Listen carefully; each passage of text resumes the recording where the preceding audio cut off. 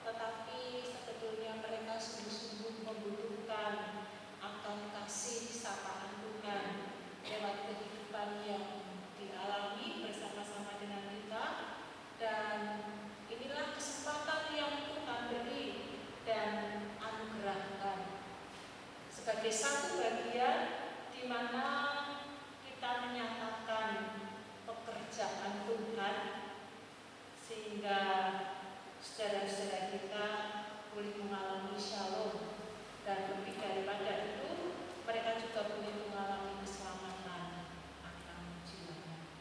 Mari terus kita memohon kepada Roh Kudus memampukan setiap kita, menaruh rohnya di hati kita, berikan roh keberanian untuk mewartakan sesuatu yang baik agar sukacita bagi saudara-saudara.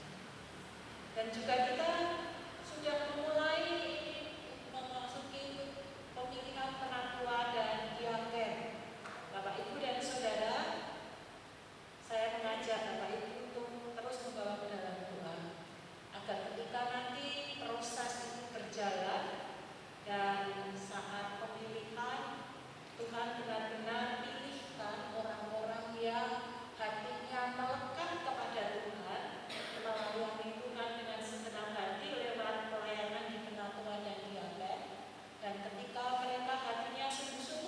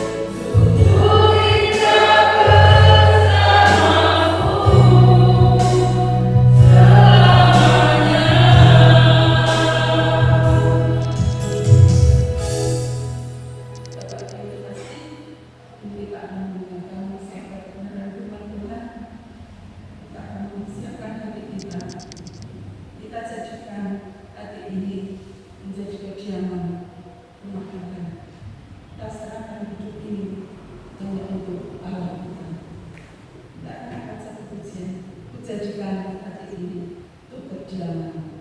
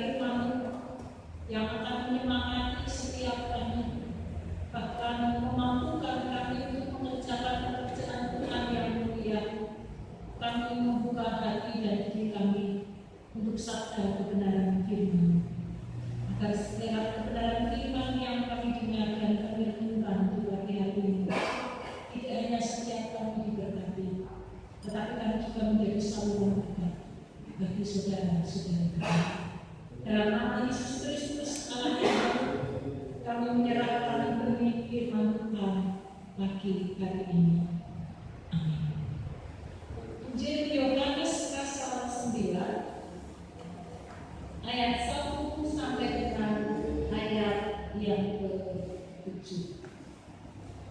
Yohanes, Injil Yohanes pasal 9 ayat 1 sampai dengan ayat yang 7. Demikian bunyi kebenaran firman Tuhan. Waktu Yesus sedang lewat, ia melihat seorang yang buta sejak lahirnya. Murid-muridnya bertanya kepadanya, "Rabi, siapakah yang berbuat dosa, orang ini sendiri atau orang tuanya, sehingga ia dilahirkan buta?" Jawab Yesus, "Bukan dia dan bukan juga orang tuanya, tetapi karena pekerjaan-pekerjaan Allah harus dinyatakan di dalam dia. Kita harus mengerjakan pekerjaan Dia yang mengutus aku. Selama masih siang akan datang malam, di mana tidak ada seorang pun yang dapat bekerja. Selama aku di dalam dunia, akulah terang dunia." Setelah ia mengatakan semuanya itu, ia meludah ke tanah dan mengaduk ludahnya itu dengan tanah, lalu mengoleskannya pada mata orang buta tadi dan berkata kepadanya, "Pergilah, basuhlah dirimu dalam kolam Siloam." Siloam artinya yang diutus. Maka pergilah orang itu, ia membasuh dirinya, lalu kembali dengan matanya sudah melek. Amin. Berbahagialah setiap kita yang hidupnya terus dimurnikan oleh kebenaran firman Tuhan, menjangkau yang terpinggirkan. Maksud kata yang terpinggirkan bukan hanya sekedar orang-orang yang tinggal di pinggiran kota atau desa atau pelosok, tetapi mereka adalah orang-orang yang hidupnya dipandang sebelah mata, orang-orang yang diremehkan, atau orang-orang yang tidak dihargai karena berbagai macam hal yang terjadi di dalam dirinya. Misalnya secara fisik, orangnya cacat, tidak bisa melakukan banyak kerja, bisanya hanya minta tolong dan minta tolong kepada orang lain. Atau mereka yang lemah secara ekonomi, yang selalu kekurangan di dalam kehidupannya, sehingga orang menganggap rendah terhadap orang tersebut. Atau orang yang lemah secara pengetahuan atau intelektual, orang berkata kadang-kadang dengan gurauan, kurang saon atau kurang setengah on. Jadi mungkin kalau diajak ngomong juga tidak cepat nyambung. Orang-orang yang demikian juga orang-orang yang seringkali disingkirkan, dianggap tidak bermanfaat, tidak berguna, tidak mendapatkan perhatian oleh orang-orang yang ada di sekitarnya. Padahal justru orang-orang yang demikianlah orang-orang yang dengan segala kekurangan dan keterbatasannya, di mana mereka tidak bisa keluar dari keterpurukannya. Mereka tidak bisa menolong diri mereka sendiri, sehingga mereka butuh uluran tangan pertolongan dari orang lain.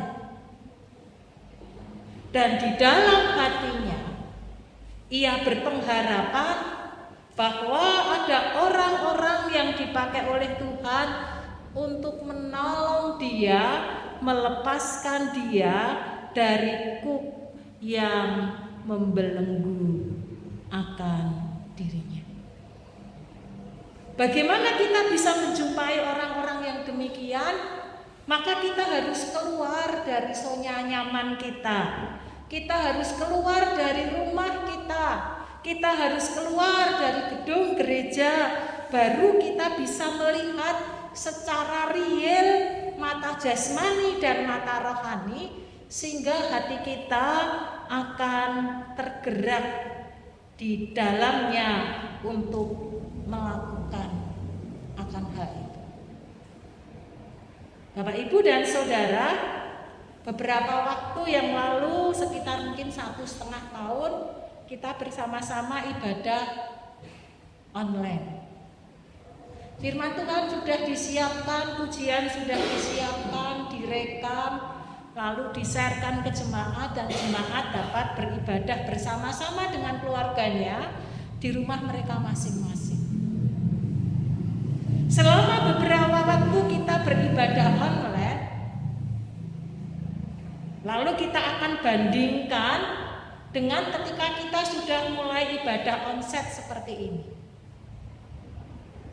Sama-sama memuji Tuhan, sama-sama mendengarkan firman Tuhan, sama-sama beribadah, tetapi suasana hati rasa kita berbeda. Kita merasa emosi kita ikut di dalamnya, kita merasa semakin lebih kusuk di dalamnya. Meskipun mungkin agak ribet, harus bangun pagi, mandi, mempersiapkan segala sesuatu, keluar dari rumah kita dan bersekutu bersama-sama di gereja, masih menggunakan protokol lagi.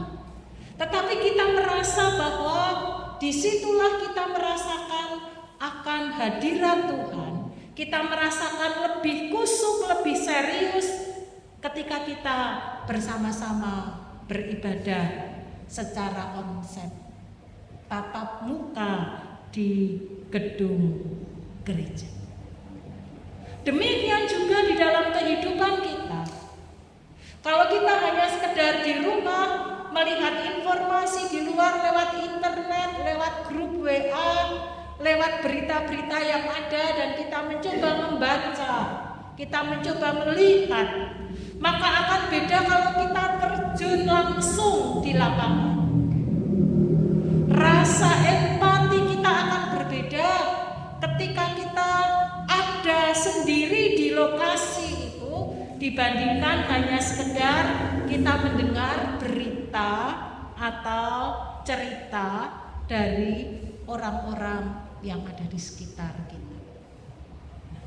Oleh karena itu, agar mata jasmani dan mata rohani kita terbuka, maka kita harus pergi keluar, seperti yang juga dikerjakan oleh Tuhan Yesus. Ketika Tuhan Yesus sedang lewat, ketika ia sedang berjalan, ketika ia bertemu dengan banyak orang, maka disitulah kemudian Tuhan melihat ada seorang yang buta sejak lahir. Konteks zaman itu orang yang mengalami buta sejak lahir atau cacat sejak lahir itu berarti karena kesalahan atau dosa yang diakibatkan dari orang tuanya sehingga menurun kepada anaknya. Sehingga pandangan yang demikian mempengaruhi murid juga untuk bertanya, apakah dosa anak ini sendiri atau dosa orang tuanya. Tidak hanya sekedar dosa anak ini atau dosa orang tuanya, tetapi orang yang buta ini memiliki efek yang pengaruh yang besar terhadap dirinya. Orang Yahudi adalah orang yang spiritualitasnya tinggi, sehingga orang buta ini karena dianggap orang yang berdosa, orang yang tidak layak untuk beribadah, orang yang dipinggirkan, sehingga dia tidak bisa beribadah di bait Allah. Dia hanya ada bisa di luar bait Allah untuk datang kepada Tuhan. Ada banyak kesulitan, ada banyak pergumulan yang dialami oleh orang buta ini. Tidak hanya secara fisik sehingga dia menjadi terbatas segala sesuatunya, tetapi juga secara psikis, kejiwaan, secara emosional pun ia juga mengalami tekanan-tekanan yang ada. Dan ketika Tuhan Yesus berjumpa dengan dia, maka Tuhan memberi jalan keluar. Tuhan memberi solusi, tidak hanya sekedar menjadi bahan pergunjingan para murid, siapa yang berdosa, siapa yang bersalah, tetapi Tuhan memberi solusi kepada orang yang buta ini dengan menyembuhkan orang yang buta. Karena pekerjaan-pekerjaan Allah harus dinyatakan, harus dikerjakan. Bapak, Ibu, dan saudara yang dikasihi oleh Tuhan, mujizat Tuhan Yesus menyembuhkan orang yang buta sejak lahir, yang selama itu dari perjanjian lama sampai dengan Tuhan Yesus belum pernah ada peristiwa itu terjadi. Tetapi ayat ini, pasal ini bukan ingin menekankan tentang mujizat yang besar, mujizat yang luar biasa. Itu hanya sebagai satu sarana, sebagai satu alat. Karena itu bukan tujuan utama Tuhan Yesus hadir datang ke dalam dunia ini. Itu hanya sebagai satu cara untuk mewartakan dan mengajarkan, serta pembuktian bahwa Yesus itu adalah benar-benar Mesias. Yesus itu adalah Mesias, dia adalah juru selamat yang dinanti-nantikan oleh orang-orang saat itu. Sehingga kalau kita membaca di pasal ke-9 secara keseluruhan, maka tidak hanya berhenti orang buta itu melek, tercelikkan matanya dan bisa melihat sehingga dia mengalami perubahan-perubahan hidup, tetapi dari peristiwa itu dipakai oleh Tuhan menjadi satu sarana pengajaran, pewartaan kasih Kristus, memberikan pengajaran tidak hanya kepada orang yang buta itu, tetapi juga kepada para murid dan orang-orang Farisi yang ada di sekitarnya. Sehingga kemudian kalau kita membaca alur kisah ini secara keseluruhan, lalu kita melihat orang yang buta itu menjadi percaya kepada Tuhan Yesus sebagai Tuhan dan Juru Selamatnya. Bapak, Ibu, dan saudara yang dikasihi Tuhan, di dalam kehidupan kita hari lepas hari di sekeliling kita, banyak orang yang membutuhkan uluran tangan kita. Mungkin memang kita tidak bisa menolong, mengentaskan 100% apa yang menjadi kesulitan dan pergumulannya. Tetapi bukan berarti kita menjadi menutup mata kita dan menutup hati kita. Kita diajak untuk menolong, paling tidak meringankan beban yang ia alami. Mungkin dengan pengetahuan yang kita miliki, kita bisa menyampaikan sesuatu sehingga orang itu tertolong dari kesulitan. Apakah itu penderitaan karena sakit penyakit? Apakah kelemahan ekonomi yang dimiliki? Atau keterbatasan intelektual yang dimiliki? Paling tidak mereka yang lemah itu, mereka kita tolong sesuai dengan kapasitas yang kita punya. Penginjilan yang paling efektif adalah bagaimana kita menolong orang-orang yang lemah, pertolongan secara real, secara nyata dikerjakan. seperti yang dilakukan oleh Mother Teresa. Ia menolong siapapun yang membutuhkan pertolongan bantuan tanpa melihat identitas siapa yang ditolong. Ia melakukan aksi sosial yang luar biasa. Lewat aksi sosial yang dilakukan itu tujuannya agar orang melihat pekerjaan Tuhan, agar orang melihat kemuliaan Tuhan yang memancar di dalam seorang diri Mother Teresa. Dan siapa orangnya yang di tengah-tengah ketidakberdayaannya, kepapaannya, tidak ingin mendapatkan uluran tangan dari orang-orang yang ada di sekitarnya. Orang yang sakit, harapan besarnya adalah dia akan sembuh dan segala cara akan ia tempuh untuk mendapatkan kesembuhan itu. Orang yang perekonomiannya sangat lemah atau mungkin sangat buruk, ketika ada orang yang memberitahu tentang solusi atau menolong dia, mengentaskan dari ketidakberdayaannya, ia akan sangat senang dan berterima kasih atas apa yang dikerjakan oleh saudara-saudarinya.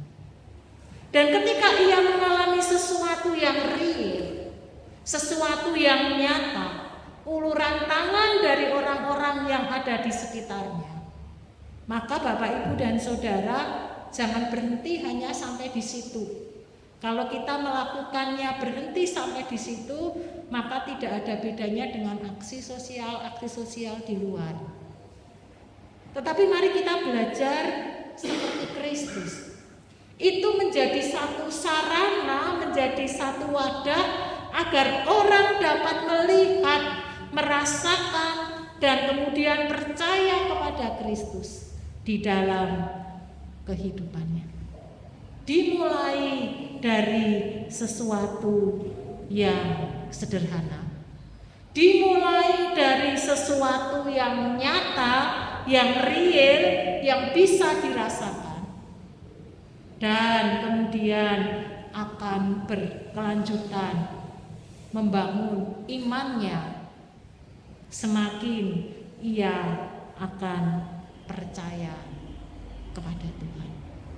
Dan itu ada tidak jauh dari kita.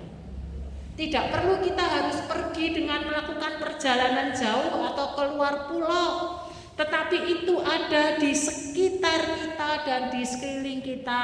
Kalau kita mau meluangkan waktu hati kita untuk melihat orang-orang yang ada di sekitar kita. Tetapi kalau kita hanya di rumah, lalu keluar bekerja, kembali ke rumah lagi, maka mata jasmani dan mata rohani kita mungkin akan tertutup. Karena kita sudah capek, kita sudah letih dengan pekerjaan-pekerjaan yang rutin kita lakukan dan kita kerjakan. Selama masih siang, akan datang malam di mana tidak ada seorang pun yang dapat bekerja. Selagi Tuhan memberi kesempatan kepada kita, setiap kita dipakai menjadi rekan sekerja Allah. Bukankah ini satu penghormatan yang luar biasa yang Tuhan beri kepada setiap kita? Tetapi seringkali kita mengabaikan penghormatan yang Tuhan beri, yang Tuhan percayakan dan Tuhan anugerahkan kepada kita. Kalau kesempatan itu tidak kita tangkap, kita bilang nanti dulu, sebentar dulu, kita tunda-tunda, maka kesempatan itu mungkin tidak akan datang untuk yang kedua kali. Kalau kita menolak atau menghindar kesempatan yang Tuhan beri, maka bukan berarti pekerjaan Tuhan terhenti. Ini yang harus menjadi konsep di dalam cara berpikir kita, dan itu real saja. Kalau kita berkata tidak, saya tidak mau, saya tidak bersedia, maka jangan kira pekerjaan Tuhan akan terhenti. Tuhan akan memberikan kesempatan kepada yang lainnya untuk dipakai menjadi kepanjangan tangan Tuhan.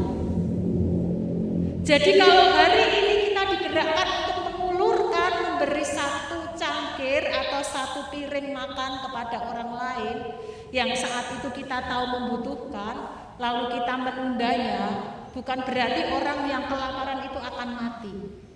Tetapi Tuhan akan kirimkan orang yang lain untuk mengerjakan pekerjaan Tuhan.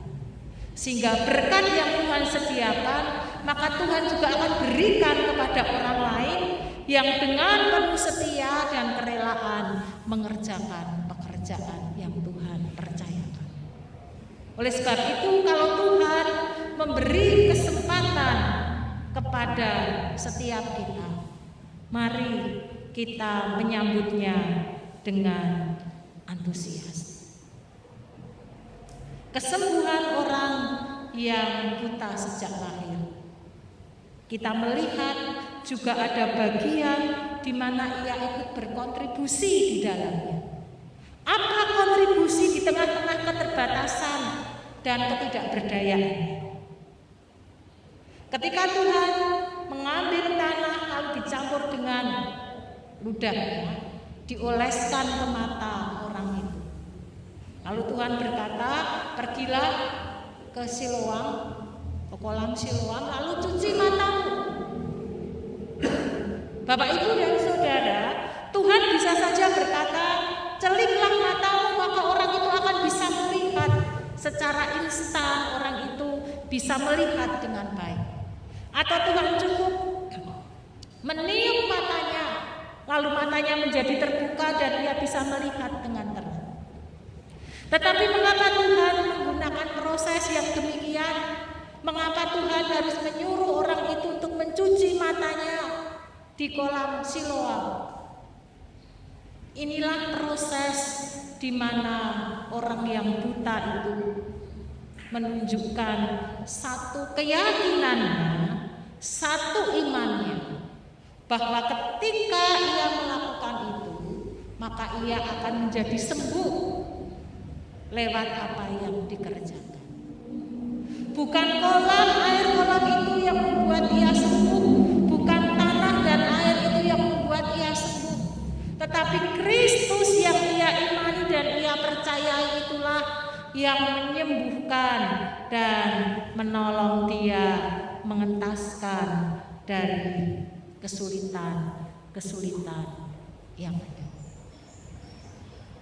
Bapak, Ibu, dan Saudara, saat ini kita di posisi yang mana? Apakah kita berada di posisi orang si buta itu? Atau kita saat ini dalam kondisi baik-baik dan Tuhan sedang mengingatkan kepada setiap kita bahwa ternyata ada banyak jiwa-jiwa yang perlu diselamatkan yang ada di sekitar kita. Orang-orang yang terpinggirkan, orang-orang yang dipandang sebelah mata. Kalau Tuhan memberi perhatian kepada mereka dan mereka menyambutnya, maka kita juga diajak bersama-sama di bulan misi ini. Mari kita belajar mewartakan kasih Kristus, kabar sukacita. Siapa yang akan menolak kabar sukacita yang ia terima? Tidak mungkin orang akan menolak. Ketika kita melakukan dengan ketulusan hati, menolong, mengentaskan mereka daripada kesulitan, orang akan berterima kasih dan mengucap syukur kepada Allah. Tetapi sekali lagi, mari kita diingatkan bersama-sama, memohon hikmat yang datangnya daripada Tuhan, agar tidak berhenti terputus sampai di situ.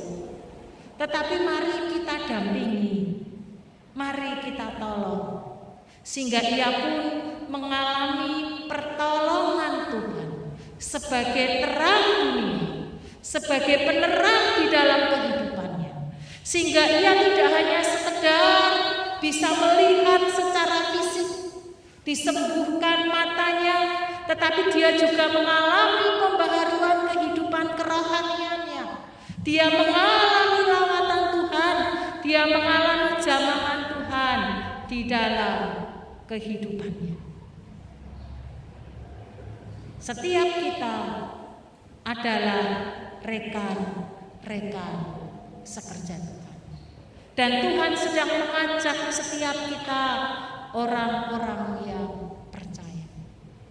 Selagi masih siang, sebelum datang malam di mana kita tidak bisa mengerjakan apa-apa, mari kita lakukan dan kerjakan dengan sungguh-sungguh dan antusias, sehingga dengan demikian kita mewartakan kasih Kristus di sekeliling kita, di orang-orang yang sungguh-sungguh membutuhkan lawatan Tuhan. Mari kita kerjakan dan kita lakukan, baik itu secara pribadi, personal, tetapi mari juga kita akan kerjakan, memohon hikmat Tuhan.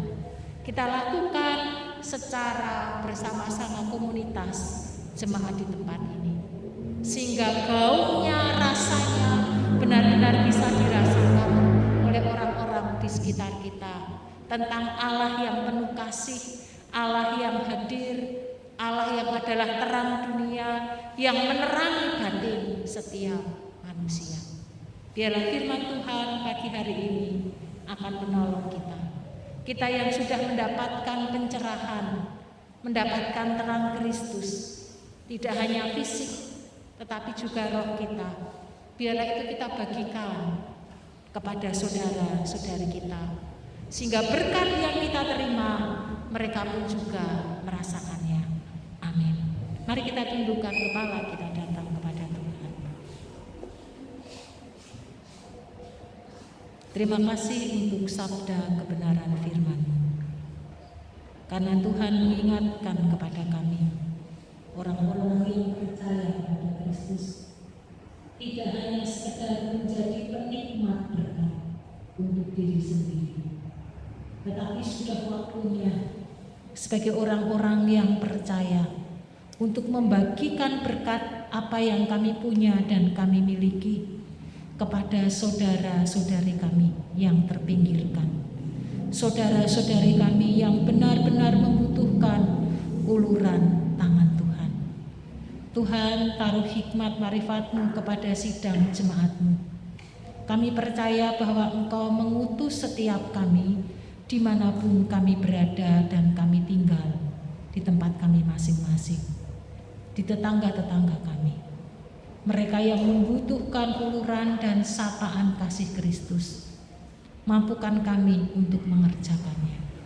Mampukan kami dengan kerelaan dan kesungguhan melakukannya, sehingga saudara-saudari kami pun, mereka boleh mendapatkan dan mendengar berita sukacita. Sehingga setiap kami orang-orang yang percaya pun mendapat anugerah yang datangnya daripada Tuhan, menjadi rekan sekerja Allah, mengerjakan pekerjaan yang Tuhan percayakan bagi kami. Hamba-Mu berdoa untuk setiap sidang jemaat-Mu di tempat ini, beri visi dan misi yang sama, semangat yang menyala-nyala, di mana setiap kami saling melengkapi, saling menopang satu dengan yang lain, sehingga menjadi satu tim penginjilan yang dipakai oleh Tuhan. Apakah lewat harta kami, pikiran kami, tenaga kami. Kami rindu, kami pun dipakai menjadi alat kemuliaan bagi nama-Mu. Terima kasih Bapa. Dalam nama Tuhan kami Yesus Kristus, kami mengucap syukur untuk sabda-Mu pagi hari ini. Amin.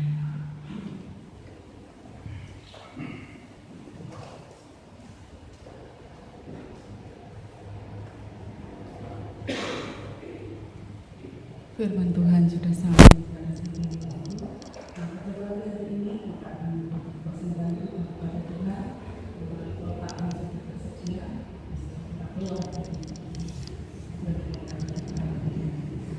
saya akan membacakan pada bagian ini yang terdapat di dalam Amsal 11.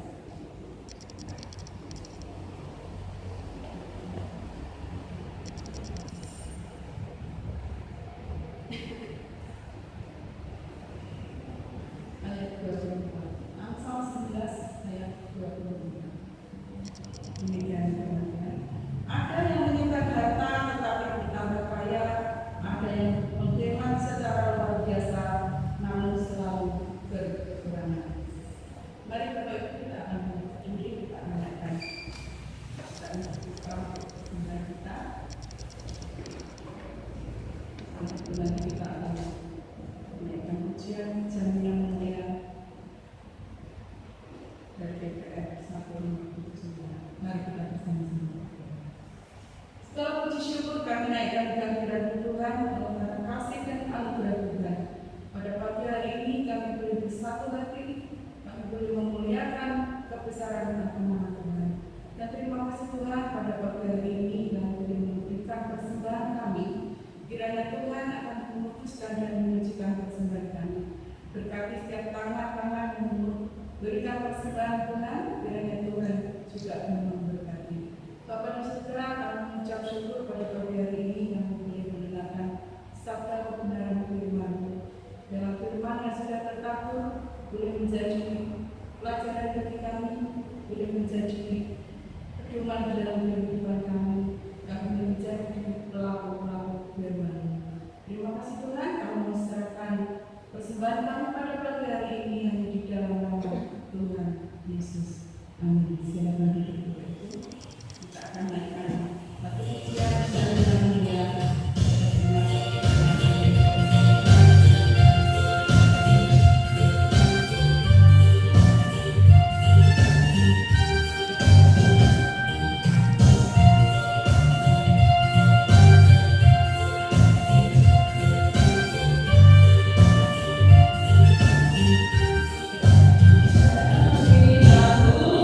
Hallelujah.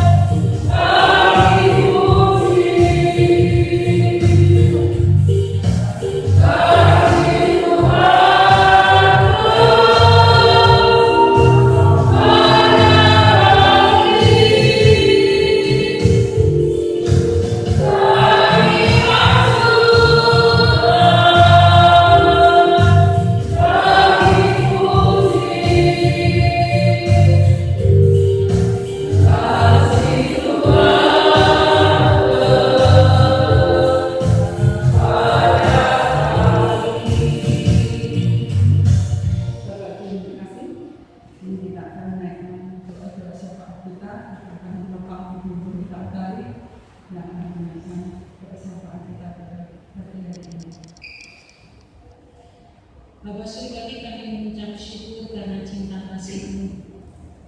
Tidak hanya sekedar berkat yang mengalir dalam kehidupan kami, yang menjadi kebutuhan hidup kami mencukupi, tetapi Tuhan juga memelihara kehidupan kerohanian kami, agar semakin hari kami semakin dewasa hidup kami, pengenalan kami semakin benar, bahkan Engkau mengangkat kami menjadi partner pelayanan Tuhan. Kami mengucap syukur untuk anugerah yang Tuhan beri dan limpahkan kepada kami. Di tengah-tengah rasa syukur kami, pagi hari ini kami ingin menumpang saudara-saudari kami, mereka yang Tuhan izinkan mengalami kelemahan, baik fisik mereka karena sakit penyakit yang diderita, keadaan ekonomi yang sangat lemah, pergumulan rumah tangga yang berat, pekerjaan yang mungkin juga tidak berkembang dan sulit. Kami pagi hari ini memohon berkat dan rahmat-Mu. Tuhan, Engkau hadir. Tuhan, Engkau menolong. Tuhan memberi kelegaan, sehingga saudara-saudari kami boleh mengalami lawatan Tuhan. Tidak hanya merasakan Tuhan yang baik, tetapi juga imannya semakin bertumbuh dan berakar kuat di dalam Kristus. Kami juga berdoa untuk gereja kami, agar Tuhan terus memampukan setiap kami dari hamba Tuhan, penatua diaken, aktivis, sidang jemaat, dipakai menjadi kepanjangan tangan Tuhan, mewartakan kasih Kristus di tengah-tengah orang yang ada di sekeliling dan sekitar kami. Ketika mereka melihat apa yang kami lakukan dan kerjakan, maka mereka melihat Kristus yang bekerja dan berkarya. Bahkan kami disanggupkan untuk mewartakan kabar sukacita kepada saudara-saudari kami.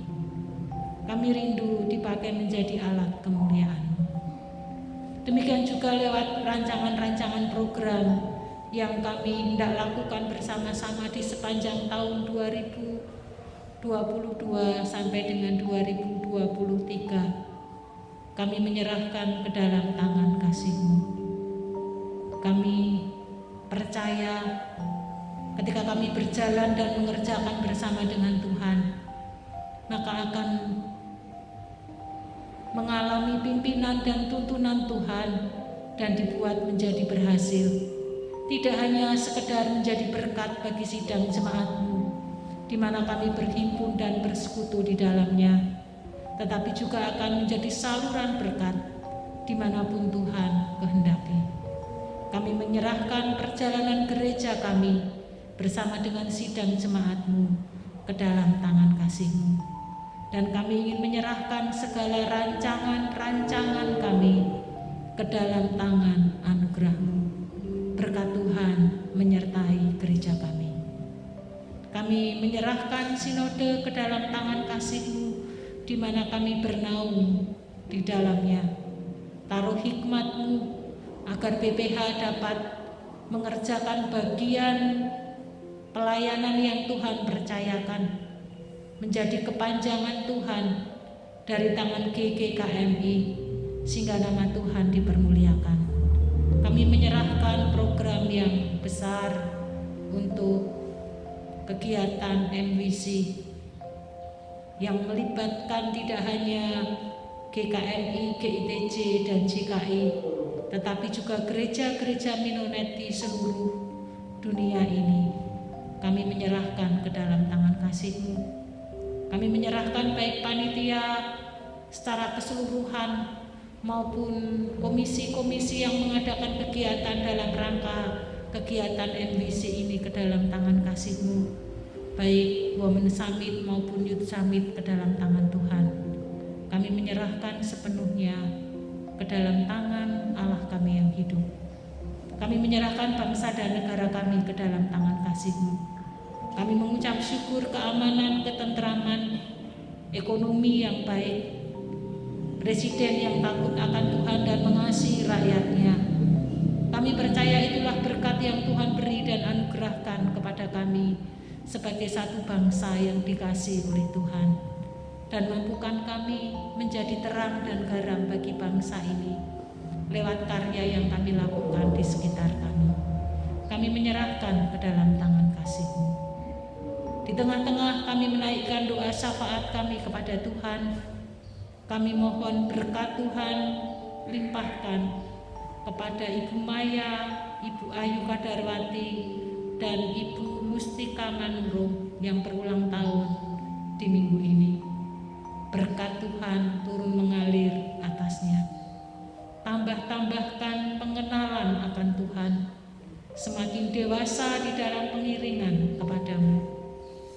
Tuhan memberkati untuk kesehatannya, Tuhan memberkati rumah tangganya, Tuhan memberkati pekerjaannya, bahkan pelayanan yang Tuhan percayakan, agar lewat anak-anak-Mu nama Tuhan dipermuliakan. Terima kasih Tuhan. Kami ingin serahkan kehidupan setiap kami sidang jemaat-Mu yang hadir di pagi hari ini dengan segala pergumulan yang Tuhan izinkan terjadi. Kami percaya Engkau mengasihi kami, Engkau menolong kami, dan akan memberi kelegaan kepada setiap kami yang hatinya melekat erat kepadamu. Kami menyerahkan kehidupan ke depan ke dalam tangan kasih Tuhan, sehingga lewat apa yang kami kerjakan, apa yang kami lakukan, nama Tuhan dipermuliakan. Terima kasih Bapa. Kami serahkan doa-doa syafaat kami pagi hari ini ke dalam tangan Allah kami yang hidup. Amin. Saya undang jemaat bangkit berdiri. Sebagai jemaat Minonet, marilah kita mengikrarkan pengakuan iman rasuli kita. Aku percaya kepada Allah, Bapa yang Maha Kuasa, Khalik langit dan bumi, dan kepada Yesus Kristus, Anaknya yang tunggal Tuhan kita, yang dikandung daripada Roh Kudus, lahir dari anak darah Maria, yang menderita sengsara di bawah pemerintahan Pontius Pilatus, disalibkan, mati dan dikuburkan, turun ke alam maut. Pada hari yang ketiga, bangkit pula dari antara orang mati, naik ke surga, duduk di sebelah kanan Allah, Bapa yang Maha Kuasa, dan dari sana akan datang kembali untuk menghakimi orang yang hidup dan yang mati. Aku percaya kepada Roh Kudus, gereja yang kudus dan persekutuan orang kudus, pengampunan dosa, kebangkitan orang mati, dan hidup yang kekal. Amin. Sebentar kami akan meninggalkan rumah-Mu dan kembali ke aktivitas kami. Kami mohon berkat Tuhan menyertai kami, sehingga sepanjang pekan ini sungguh kami boleh merasakan penyertaan Tuhan di dalam hidup kami. Jemaat yang dikasihi Tuhan, arahkan hatimu kepada Tuhan dan terimalah berkat-Nya. Tuhan memberkati engkau dan melindungi engkau. Tuhan menyinari engkau dengan wajah-Nya dan memberi engkau kasih karunia. Tuhan menghadapkan wajah-Nya kepadamu dan memberi engkau damai sejahtera. Amin.